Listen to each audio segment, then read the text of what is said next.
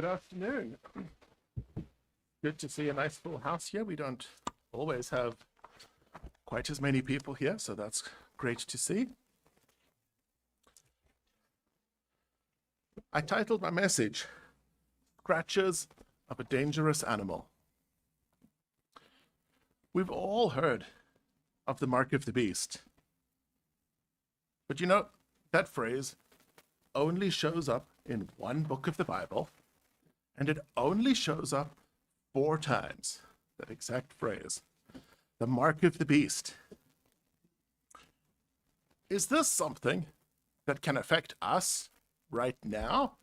Or is this something that we only have to pay attention to sometime in the future when, things get worse and God's about to return? Like in, lifetimes of time, not in millennia of time. And if this is something that we have to be concerned about, is there an antidote to the mark of the beast? And what is that antidote? I'm going to go to the first place where the mark of the beast is ever mentioned, and that's Revelation 14. So I want to read Revelation 14, and I want to read just verse 9. Then a third angel followed them, saying with a loud voice, "If anyone worships the beast and his image, and receives his mark on his forehead or on his hand, he shall also drink the wine of the wrath of God." What is this? The mark of the beast. Well, I first want to look a little bit at the word beast. So I have here this one. I have here the Strongs of that word, therion. It's Greek 2342 in the Strongs. And really it just means a dangerous animal. Dangerous animal, a beast. In the Helps Word Studies, they say the generic term for wild animal is a beast, and figuratively, it's somebody with a brutal nature or a bestial nature.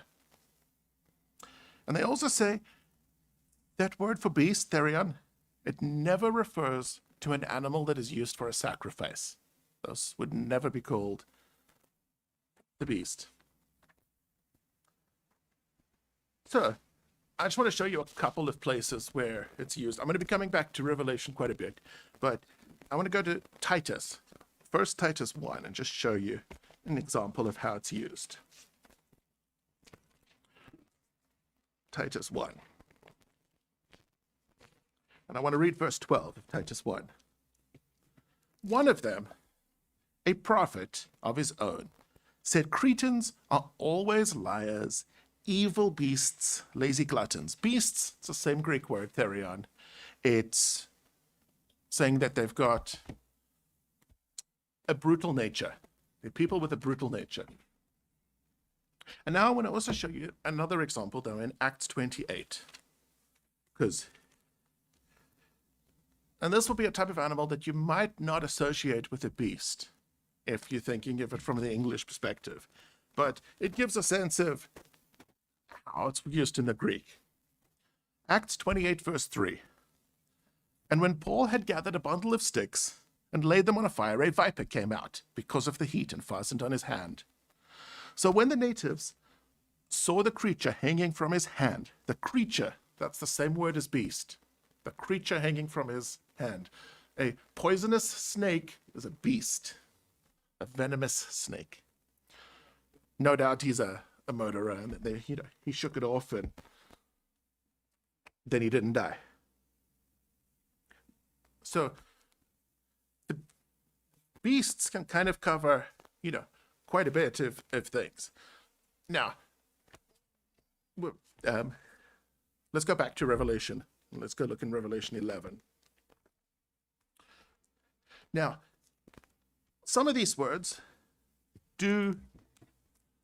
Now, the phrase mark of the beast only shows up 4 times, but the word mark shows up a few more times, 7 times in the book of Revelation and once in Acts. Revelation 11, verse 7. When they finish their testimony, the beast that ascends out of the bottomless pit will make war against them, overcome them, and kill them.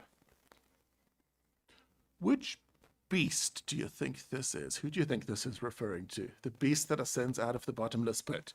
Let's go to Revelation 20 and we'll see which beast ascends out of the bottomless pit. Revelation 20, verse 1. Then I saw an angel coming down from heaven, having the key to the bottomless pit and a great chain in his hand.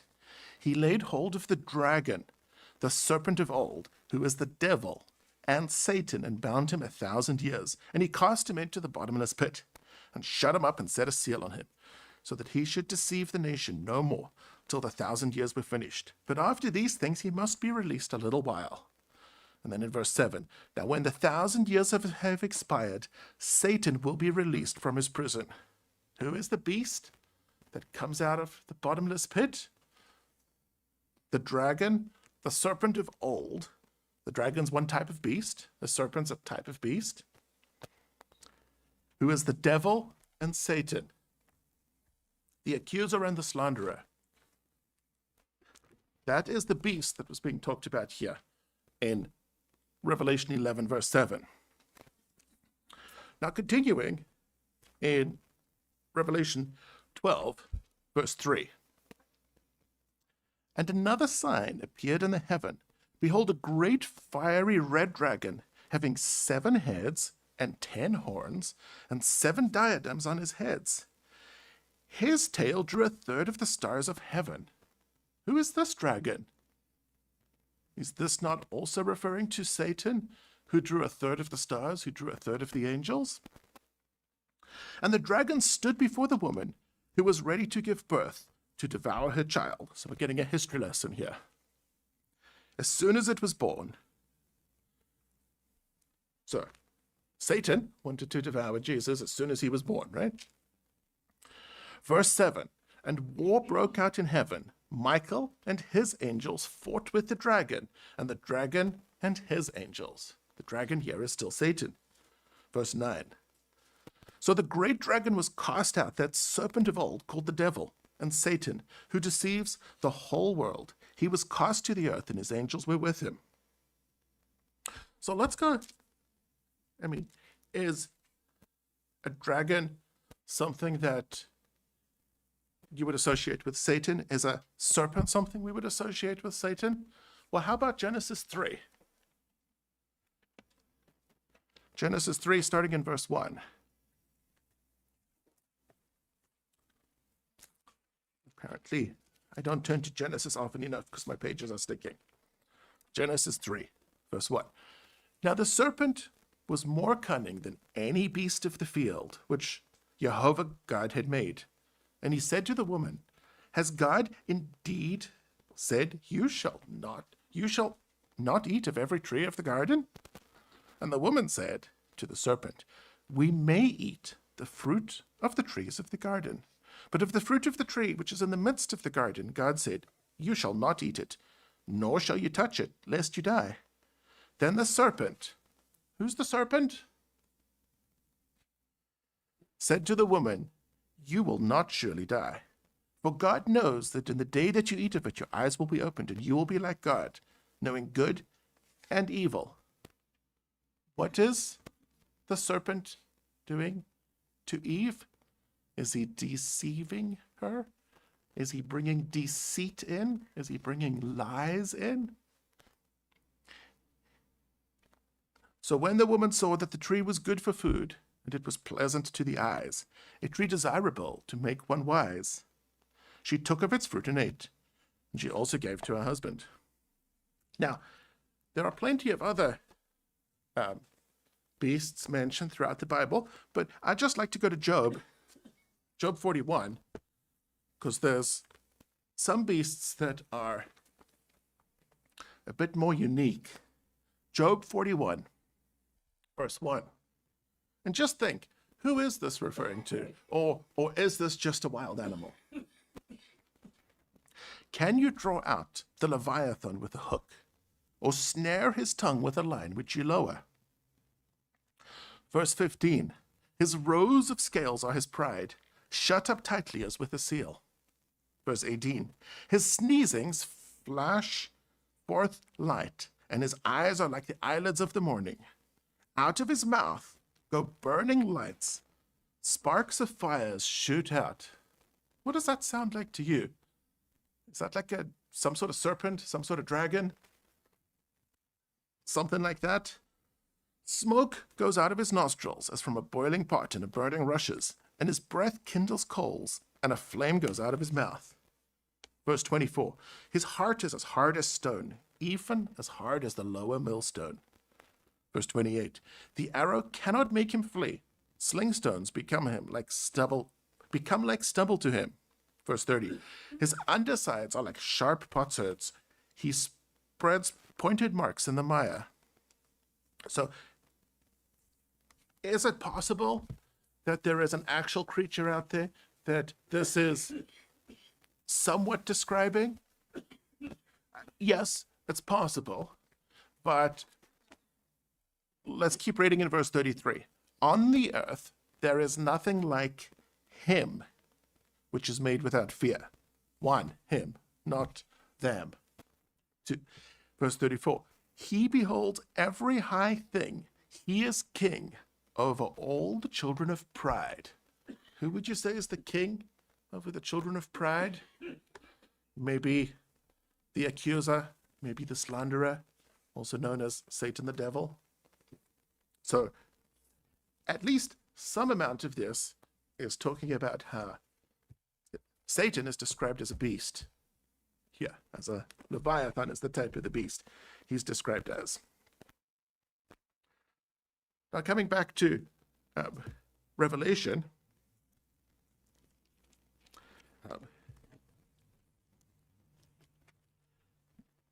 where was I? I was on, I started at 11.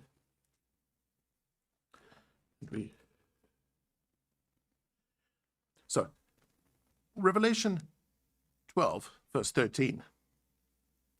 And when the dragon saw that he had been cast to earth, he persecuted the woman who gave birth to the male child.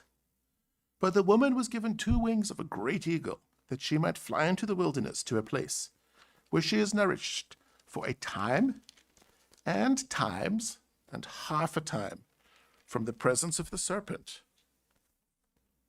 The serpent, so the dragon is also called the serpent here. Verse 17. And the dragon was enraged with the woman, and he went to make war with the rest of her offspring, who keep the commandments of God, and have the testimony of Jesus Christ. Continuing in chapter 13. Then I stood on the sand of the sea, and I saw a beast rising up out of the sea, having 7 heads and 10 horns, and on his 10 horns 10 crowns, and on his head a blasphemous name. Now the beast which I saw was like a leopard. His feet were like the feet of a bear, and his mouth was the mouth of a lion. And the dragon gave him power, his throne, and great authority. In chapter 13, is this describing one beast or 2 beasts? Is verse 1 one beast and verse 2 a second beast? Or are they the same beast? But this second beast, here, the one in verse 2, the dragon gave him power, his throne, and great authority. So the second one is different than, like, verse 2 is not talking about Satan. Because verse 2 is a beast that is given power and a throne and great authority from Satan. So we have Satan as a beast, also a dragon, also a serpent, also a Leviathan, which might be another name for a dragon, or might be another name for a serpent, or sure seems like it is. But now we have another beast showing up that's not Satan. So let's go look at Daniel 7. Because that covers some of the same type of things. So Daniel 7, and I want to read verse 6. I want to start in verse 6. After this I looked, and there was another, like a leopard, which had on its back 4 wings of a bird. And the beast also had 4 heads, and dominion was given over it. So here it looks like the leopard is different than the one that had 7 horns or 10 heads or 10 horns. This one has 4, and it's a leopard. Certainly sounds like the beast that was in Revelation 13:2. Verse 7, after this I saw in the night visions, and behold, a 4th beast, dreadful and terrible, exceedingly strong. It had huge iron teeth. It was devouring, breaking in pieces, and trampling the residue with its feet. It was different from all the beasts that were before it, and it had 10 horns. This beast with 10 horns is different than all the other beasts. Possibly it's referring to a being with a different amount of power than the other beasts. Verse 8, I was considering the horns, and there was another horn, a little one coming up among them, before whom 3 of the first horns were plucked out by the roots. And there in this horn were eyes, like the eyes of a man, and a mouth speaking pompous words. Verse 15, I, Daniel, was grieved in my spirit within my body, and the visions of my head troubled me. I came near to one of those who stood by and asked him the truth of all this. So he told me and made known to me the interpretation of these things. These great beasts which are 4 kings which rise out of the earth. So here we see that beasts can also refer to kings who rise out of the earth. Now we might want to start considering, is there any relationship between these kings that are beasts and the beast master, which is the dragon, Satan the devil, that serpent of old? Verse 19, then I wished to know the truth about the 4th beast, which was different from all the others, exceedingly dreadful, with its teeth of iron and its nails of bronze, which devoured, broke in pieces, and trampled the residue with its feet.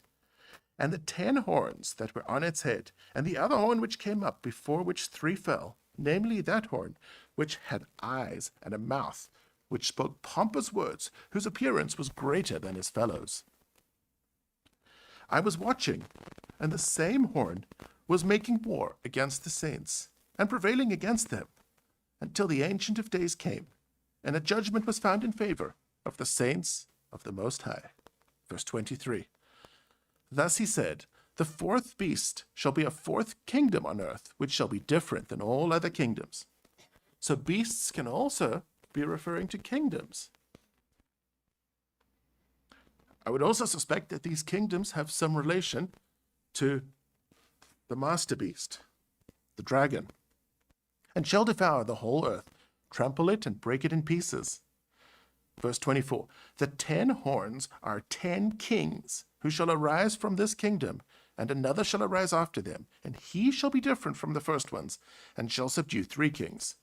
He shall speak with pompous words against the Most High, shall persecute the saints of the Most High, and shall intend to change times and law. Then the saints shall be given into his hand, for a time, and times, and half a time.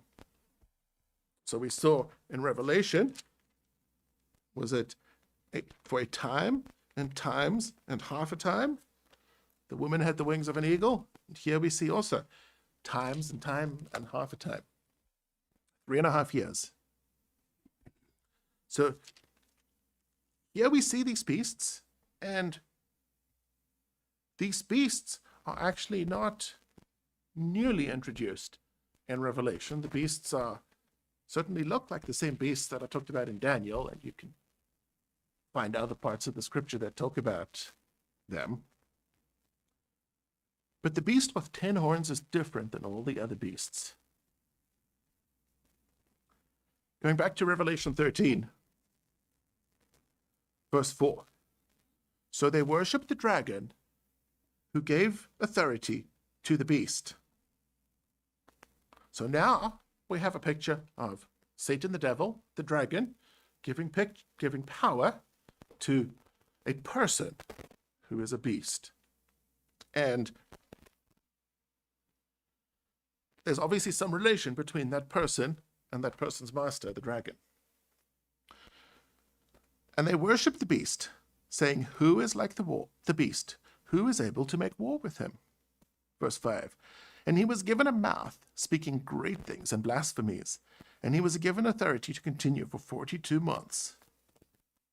This also seems a little bit, it's also the same type of time frame as a time times in half a time, 3.5 years, 42 months.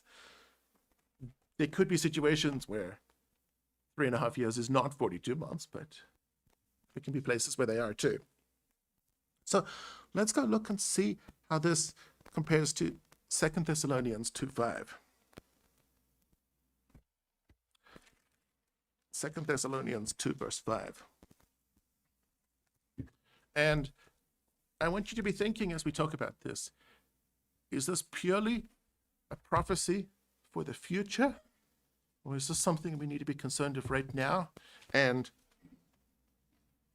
was the mark of the beast something that people in the days of Abraham had?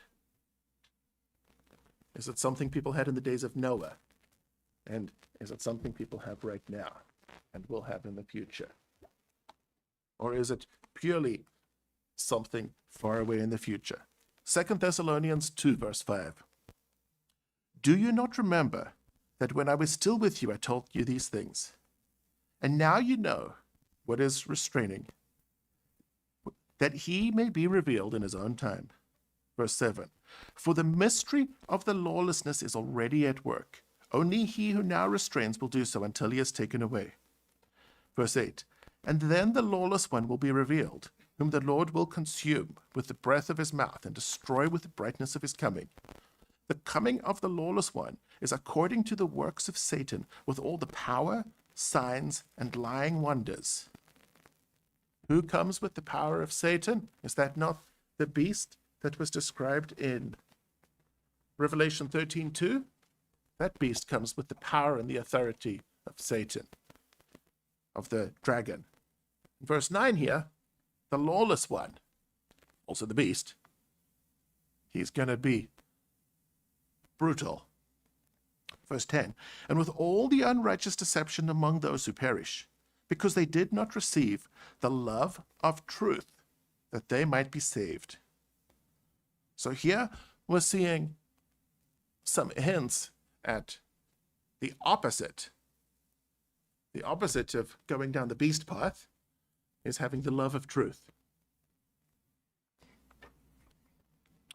Verse 11, and for this reason God will send them strong delusion, that they should believe the lie, and that they all may be condemned, who did not believe the truth, but had pleasure in unrighteousness. All of those who follow the beast do not believe the truth, and they have pleasure in unrighteousness. We're starting to see a little bit of a differentiation. You love the truth, or there's pleasure in unrighteousness. Coming back to Revelation 13.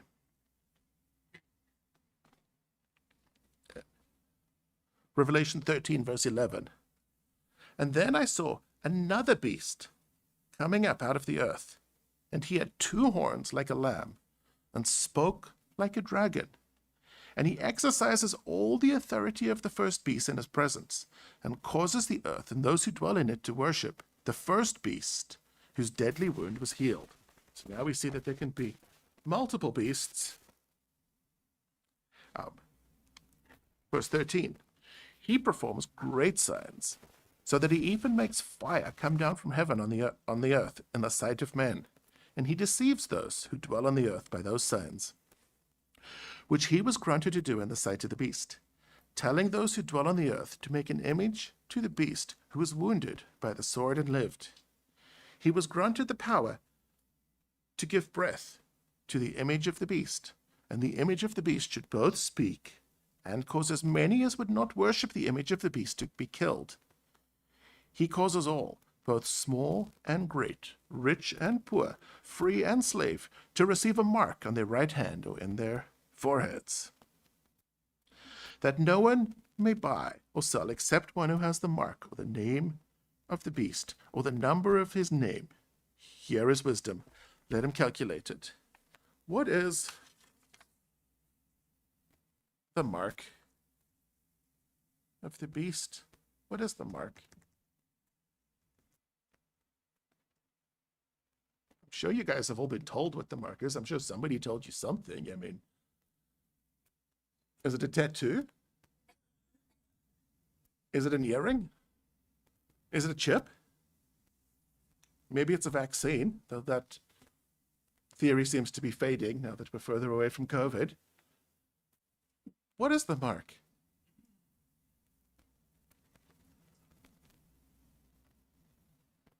What is it? Surely you know. The word translated as mark is karagma. It's Strong's 5480. And it means a scratch or etching. That is a stamp as a badge of servitude or a sculpted figure. And if we look at the Helps word study, they define it figuratively as a mark providing undeniable identification, like a symbol giving irrefutable connection between the parties. Someone who has the mark of the beast has irrefutable connection to the beast. Continuing, later became so it could be like a branding iron. It could be a mark, like a brand. Later becomes the identification marker, like with an owner's unique brand mark. It's something that says there's an undeniable connection between the person with the mark and the owner. Typically, it would denote ownership. Typically, it would denote someone who is owned by the beast. Now, let's go look at, where did I put it? There we go.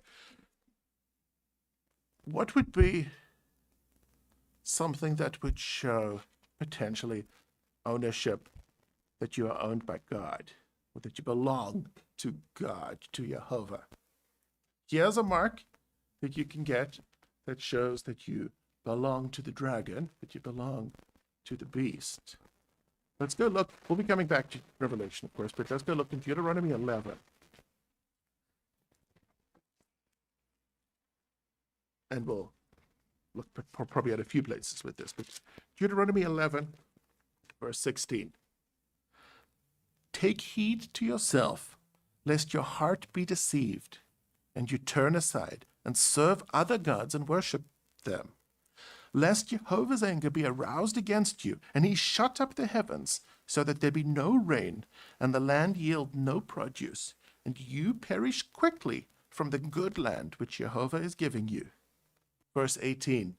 Therefore you shall lay up these words of mine in your heart and in your soul, and bind them as a sign on your hands, and they shall be as frontlets between your eyes.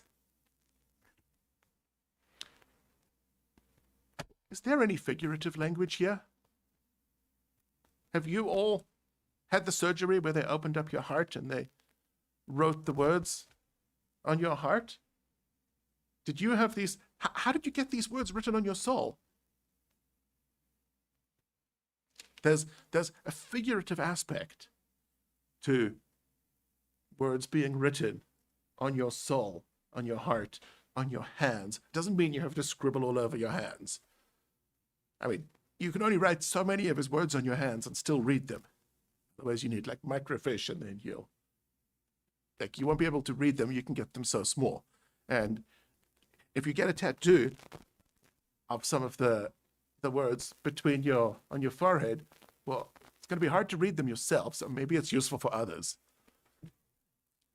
Maybe it means you actually have to have the words inside your head, where you're actually thinking about them, and you actually have the truth, not the deceit, but you have the truth inside your heads. And your hands, what you do is actually out of truth. You're doing out of truth.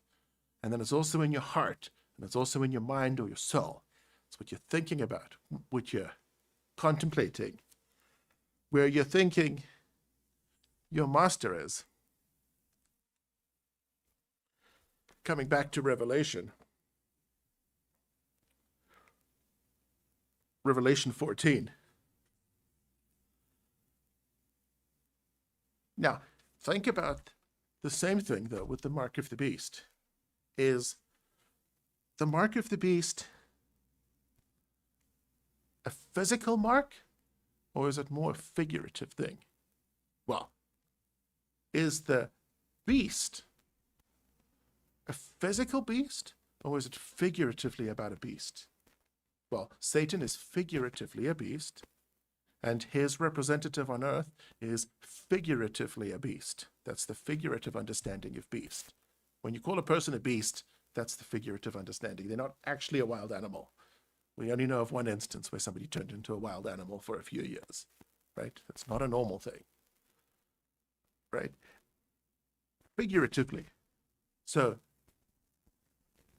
and if you look at Revelation, there's a lot of figurative language, and we see that this figurative language is being explained as being figurative. The horns were kings.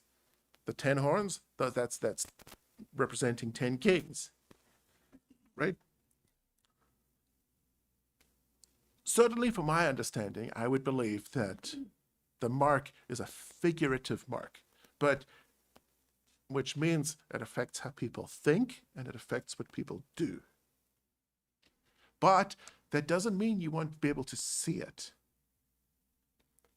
I know of plenty of people where they work in, say, construction, and many people who work in construction have a bit of a sailor's mouth. And people use clean language around them on the job site because they just know that this particular individual doesn't partake. They can see that there's a mark on this person, that the person has the words of God written on his heart and written in his soul and his mind and between the frontlets of his eyes and in his hands. They can see when somebody is being honest and fair in how they deal with people. You can also see when somebody is being deceitful and dishonest and not being fair in how they treat you. And you can also see when people are, so that's a clear mark, but that doesn't mean it's a physically visible that you can necessarily see from a still picture. But when you interact with people, you can certainly see by their fruits. I mean, that's how you see, right? By their fruits. We can certainly see the mark sometimes on people, and you can certainly see the mark of God too sometimes on people.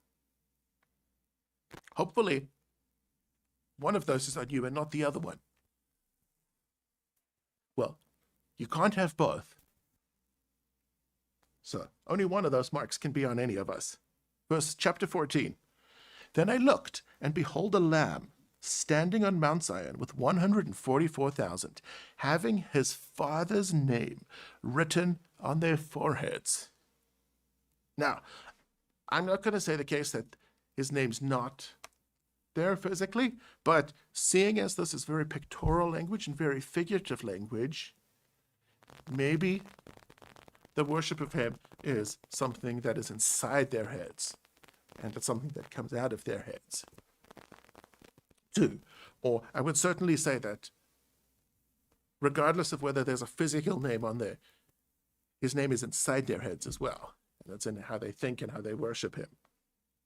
Verse 4. These are the ones who are not defiled with woman, for they are virgins. These are the ones who follow the Lamb wherever he goes. These were redeemed from among men, being firstfruits to God and to the Lamb. Verse 5. And in their mouth was found no deceit, for they are without fault before the throne of God. Could deceit be part of the mark of the beast? And could truth, lack of deceit, be part of the mark of God? Verse 8, and another angel followed, saying, Babylon is fallen, that great city which has made all drink of the wine of the wrath of her fornication. Then a third angel followed them, saying with a loud voice, if anyone worships the beast and his image, and receives his mark on their forehead or in their hands. What is the beast's image? What is the beast's image? Icon. Image. Greek word icon. Strong's number 1504. Strong's defines it as a likeness, a statue or a profile, or figuratively, it's a representation or a resemblance. And the Helps Word Study says this. Icon, properly, it's a mirror-like representation referring to what is very close in resemblance, like a high-definition projection, as defined by the context. Image then exactly reflects its source, what it directly corresponds to. And here, icon, it assumes a prototype of which is not merely resembles, but from which it is drawn. Icon, then, is more than a shadow. Rather, it is a replication. It's a replication. It's a very close copy. And let's just look at this in Romans 8, verse 29. Romans 8, verse 29. We'll see an example of image, icon. Romans 8, verse 29. For whom he foreknew, he also predestined to be conformed to the image of his Son, that he might be the firstborn among many brethren. Well, here we see that our job right now is to become an icon, Jesus Christ, which is a replication of him. Now, is it the eye color that we're supposed to be replicating, or is it the character that we're supposed to be replicating? Is it the haircut, or is it what's in the heart? Is it our shoe size that we're supposed to be replicating, or is it what's in our mind that we're supposed to be replicating? How about your will be done, not mine? Is that something? Like, that would be part of us becoming replicas of Jesus Christ. Not necessarily identical replicas and not the same being as Jesus Christ. A different being, but a being fashioned after to have the character of Jesus Christ. 1 Corinthians 15, verse 48 and 49. 15 verse 48. As was the man of dust, so also are those who are made of dust. As is the heavenly man, so also are those who are heavenly. Verse 49. And as we have borne the image of the man of dust, we shall also bear the image of the heavenly man. So we are replicas of Adam, the man of dust.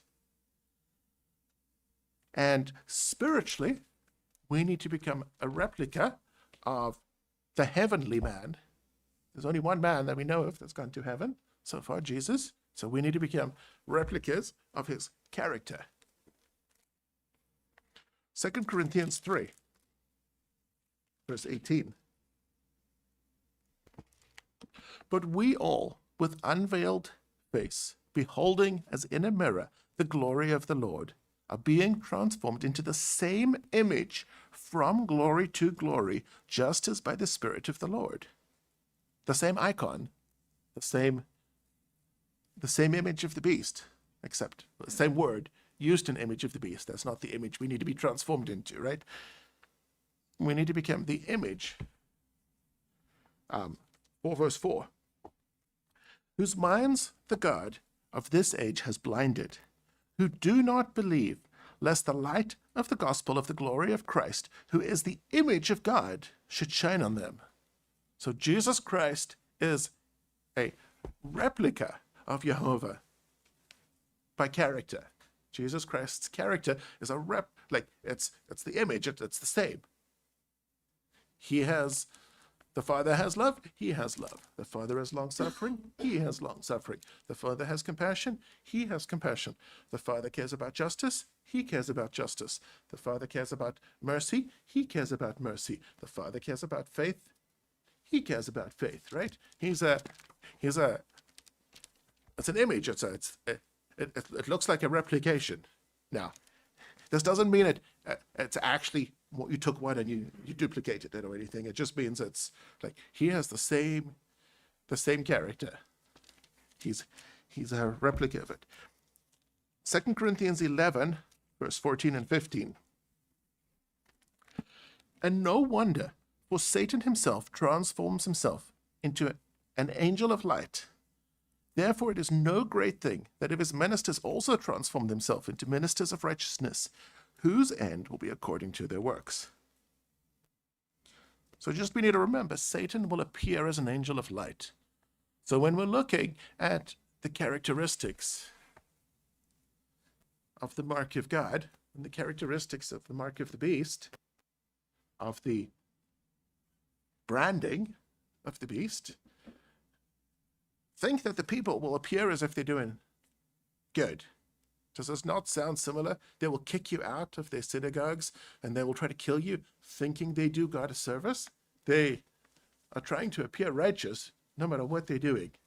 Even doing the dragon's work, they will be appearing righteous, at least to those who are deceived. Colossians 1, verse 15.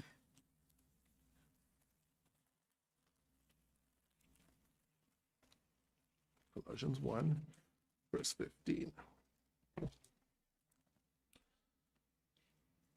He, that being Jesus Christ, is the image of the invisible God, the firstborn over all creations. He's got a resemblance. He has a very strong, striking resemblance to his Father. And he can take on various physical forms. We know that because when he appeared to his disciples after he was resurrected, they didn't recognize him, so he must have looked a little bit different, right? It's not that what he looks like physically, that's his character. He has a character that is a resemblance to his Father, a very, very strong resemblance to his Father, right? Now, coming back to Revelation, we read verse 9. He has the mark on his forehead. So here, verse 9. If anyone worships the beast and his image, who is his image or what is his image? Well, if you take the beast here as being the dragon, Satan the devil, then his image is another beast that has a very strong resemblance to Satan the devil. So you can worship Satan directly. You can worship him indirectly by worshiping his human representative. Satan has no problem with that either. And you can receive his mark. So you can get your branding or his scratching of you to be marked as Satan. You can be marked as Satan's on his forehead or on his hand. Verse 11, and the smoke of their torment ascends forever and ever. They have no rest day or night, who worship the beast and his image, and who receive the mark of his name. So here we see that the mark actually is the dragon's or the beast's name.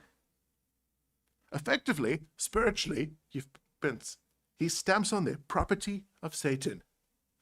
That's what the mark is, but it's a spiritual mark. It's deceit. It's not a physical mark that you see physically. Now we will see the fruit of the mark physically, by which we can discern it.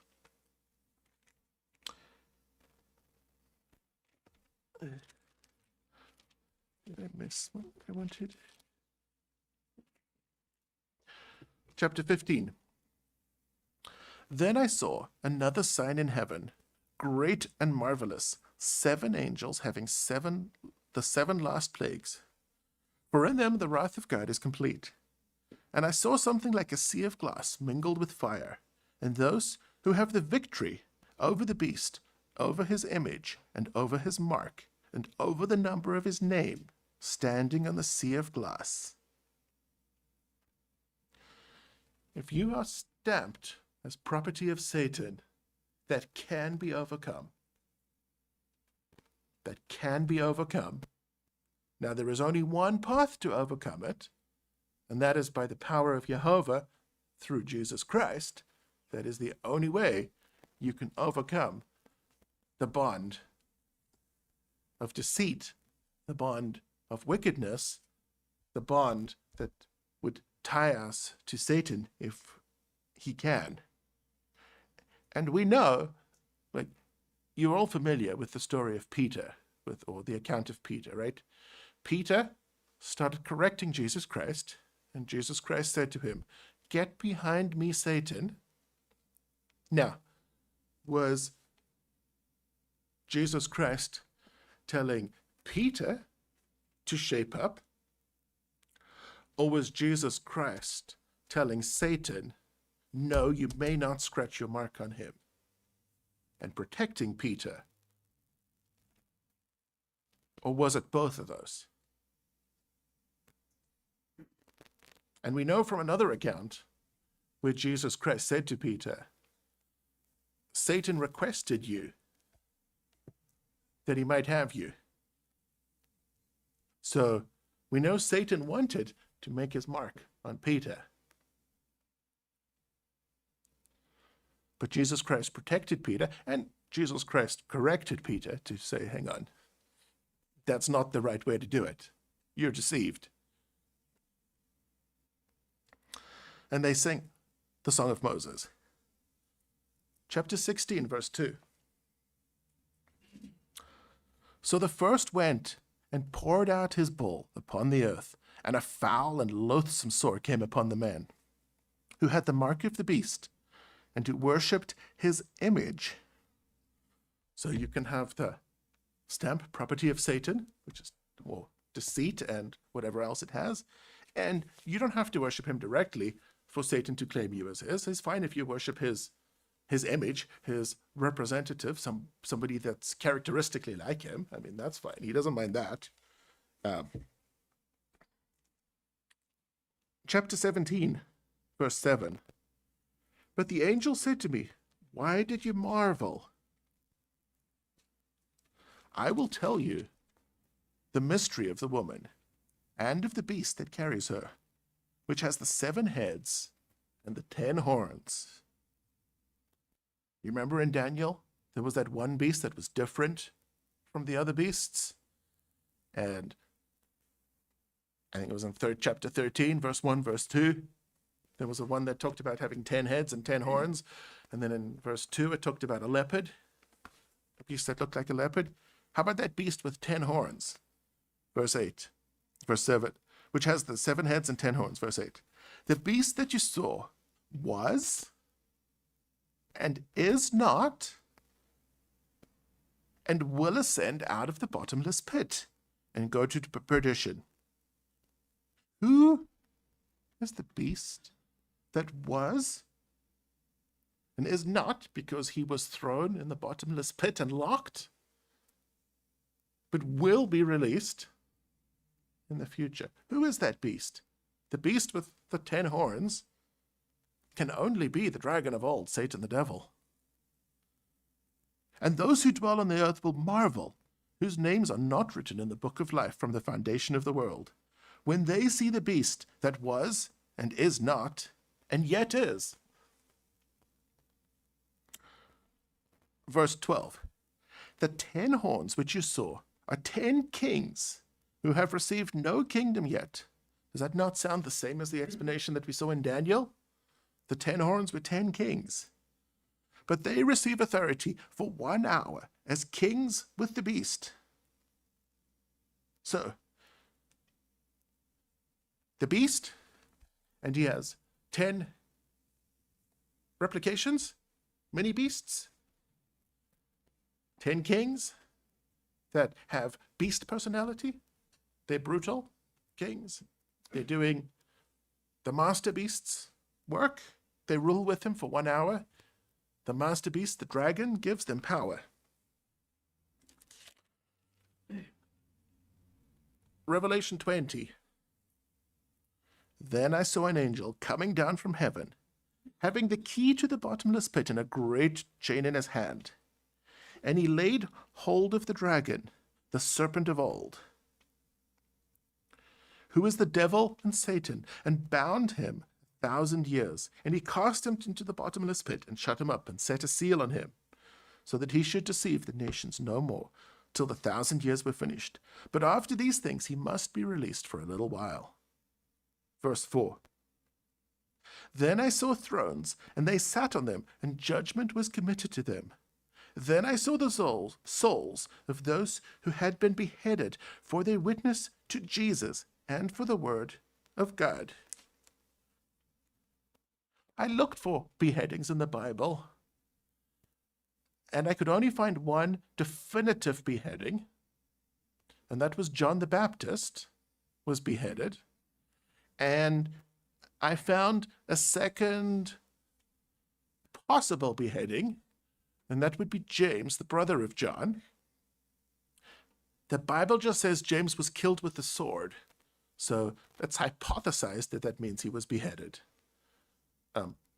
by the king, whoever it was. So would John the Baptist, he was a witness to Jesus, right? So would John the Baptist be an example of somebody who was beheaded for their witness to Jesus Christ, and possibly James, and possibly a whole bunch more, but I don't have the actual records in the Bible. We just have tradition that about who else would have been beheaded for their witness to Jesus. Who had not worshipped the beast. See, John the Baptist didn't worship the beast or his image. He didn't worship, John the Baptist did not worship the human representative of Satan, who had the character of Satan, and he had not received his mark on his forehead. John the Baptist did not have the mark of the beast on him or on their hands. Hang on. Why are you telling me about John the Baptist not having the mark of the beast on his hand or on his head if you couldn't get the mark of the beast until sometime way in the future? I mean, that's the only example I could find definitively of somebody who was beheaded as a witness to Jesus. There were a few beheadings in the Old Testament that were not specifically witnesses to Jesus that I could find. And yes, there's tradition, and maybe there'll be a whole slew of people who will be beheaded in the future. I don't look forward to that time if it's going to happen. But, I mean, unless you think this doesn't count John the Baptist, but I mean, is that not like one of the biggest witnesses to Jesus Christ that ever existed? John the Baptist? I mean, didn't he say he was greater than other men? Like, if this doesn't count John the Baptist, then who is this? Who's included? Just like a few people in the very, very last days? And if John the Baptist did not receive this mark, I don't think it was a vaccine that he didn't get. And I don't think it was that most people were literally getting branded between their eyes or on their hands. And I don't think most people were literally getting tattooed. And seeing as you can overcome it, as I read just a little bit ago, you can overcome the mark of the beast. People do overcome it, right? You can overcome the image, his image. Seems like it would have to be something that's a figurative understanding. So, worshipping Satan, being deceived by Satan, not having the truth, not worshipping God, something that's about a person's character, something that's about what a person does, as opposed to a physical mark that we can see. Now, we can, in the physical world, we can see evidence of deceitfulness, and we can see evidence of not being a godly person. We can also see evidence by their fruits of being a godly person, who had not received his mark on their foreheads or on their hands, and they lived and reigned with Christ 1,000 years. And then we read in verse 7, and Satan will be released after the 1,000 years. Now let's go look at John 8, because I want to take a look and see, are there some evidence here? John 8.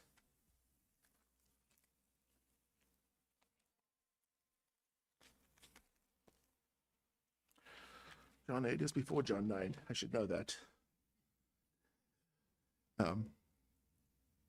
I was looking in John 9 and the verse just wasn't right. John 8, verse 30. As he spoke these words, many believed him. Oh, maybe they're going to get the mark of God. Maybe they're going to be marked by God. Maybe they'll be in the book of life if you have God's mark. If you're bound, intrinsically bound to God. Verse 31. Then Jesus said to those Jews who believed him, if you abide in my word, you are my disciples indeed. And you shall know the truth, and the truth shall make you free. How do you escape from the mark that intrinsically links you to the beast, to the dragon? That's, which one was it? It was, the mark that has an irrefutable connection. How do you escape from having an irrefutable connection to Satan the devil? That truth shall make you free. Truth.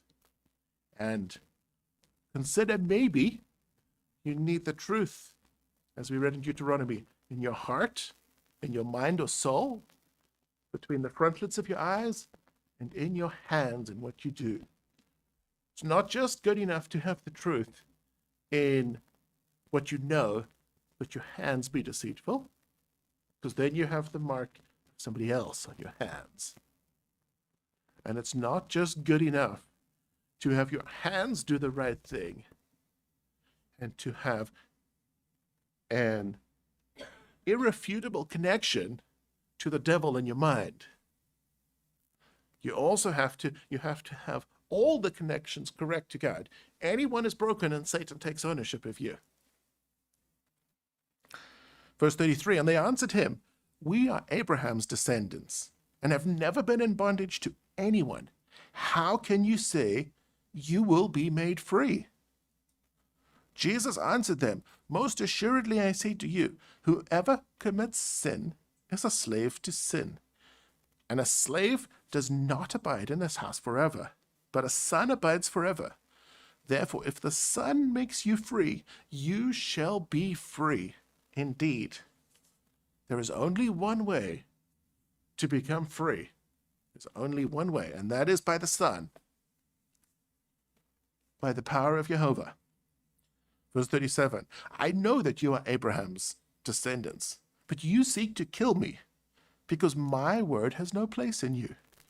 I speak what I have seen with my father, and you do what you have seen with your father. You have an irrefutable connection to the devil. How did Jesus Christ see this? Because they did not believe him. John 7. He who wills to do my Father's will know if the things I say are true or not.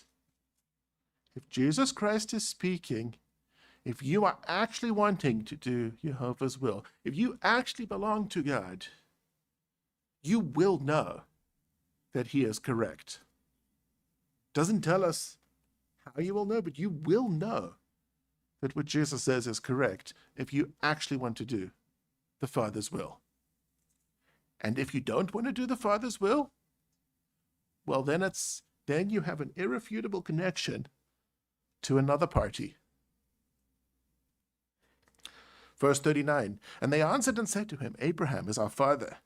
Jesus said to them, if you were Abraham's children, you would do the works of Abraham. Yeah, if you had an irrefutable connection to Abraham, then I'd expect to see Abraham's works. But now you seek to kill me, a man who has told you the truth which would make you free, which you would know is the truth if you actually were trying to do Jehovah's will.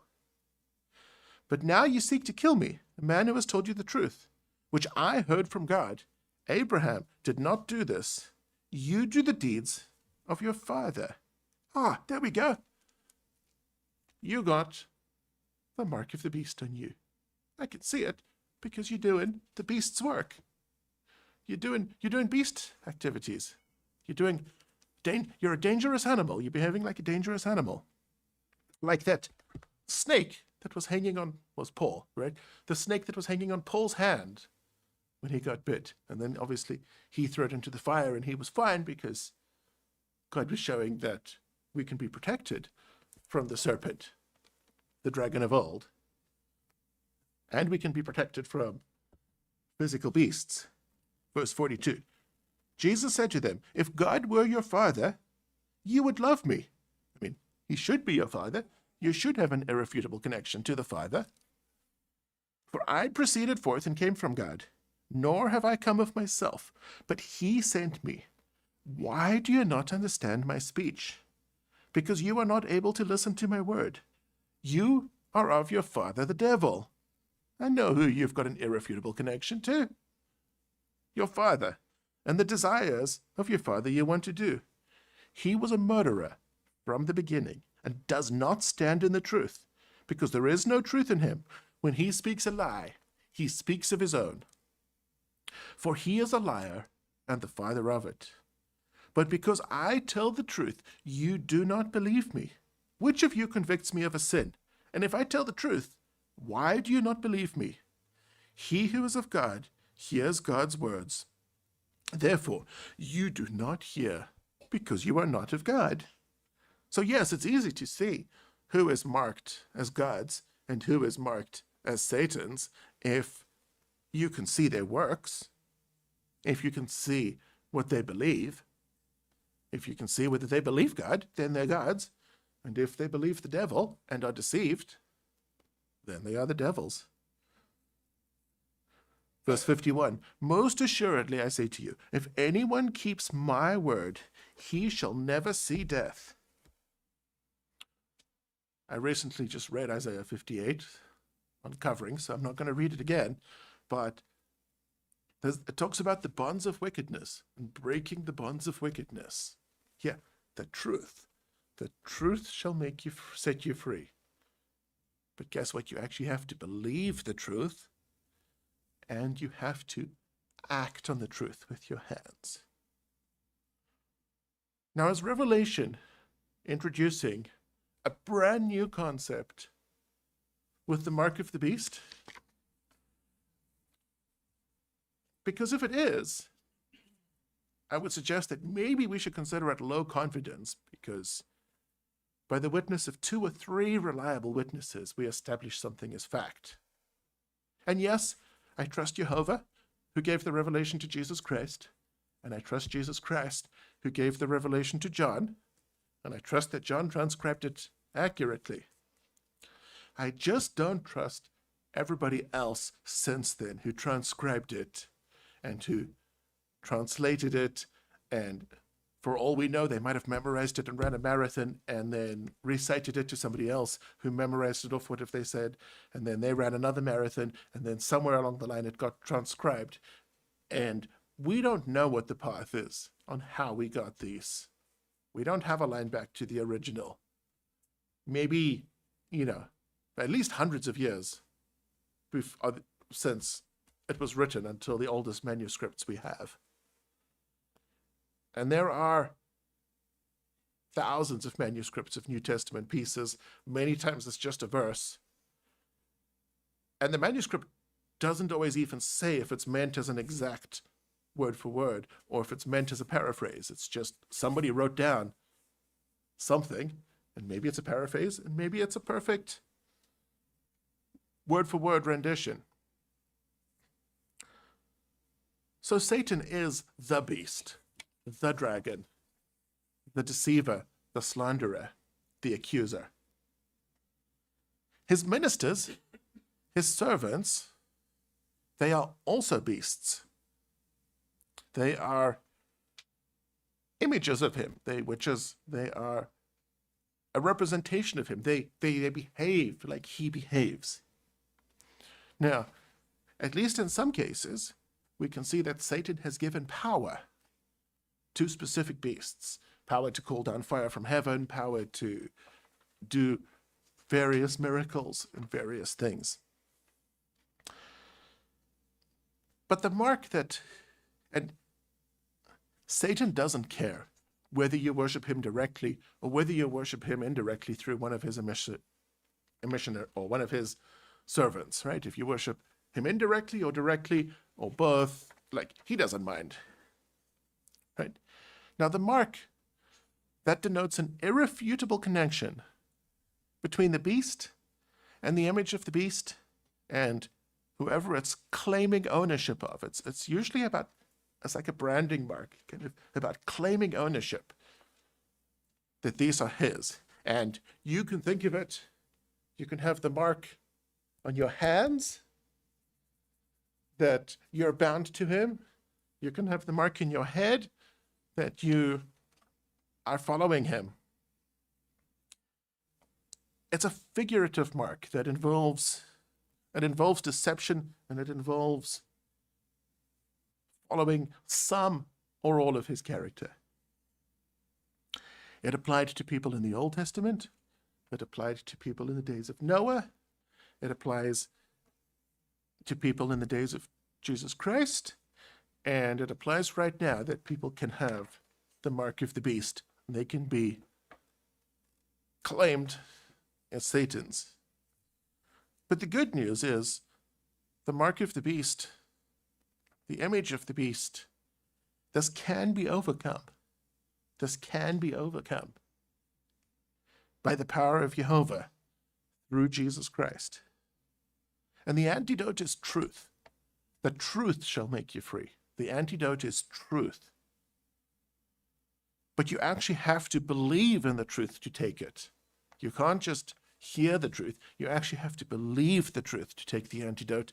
And then you have to act on the truth. You have to have the truth in your head where you believe it, in your heart, mind, and soul. And you have to put the truth out into your hands where you're acting on the truth. And then the bond to Satan is broken. You will no longer be marked as being his. You'll no longer be marked as belonging to the beast.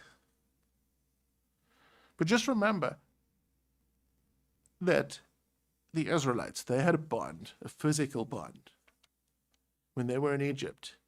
And their bond was broken when they left Egypt. Now, how many of them wanted to cling to the freedom and truth with all their heart, mind, and soul? And how many of them wanted to go back into bondage because the leaks were good?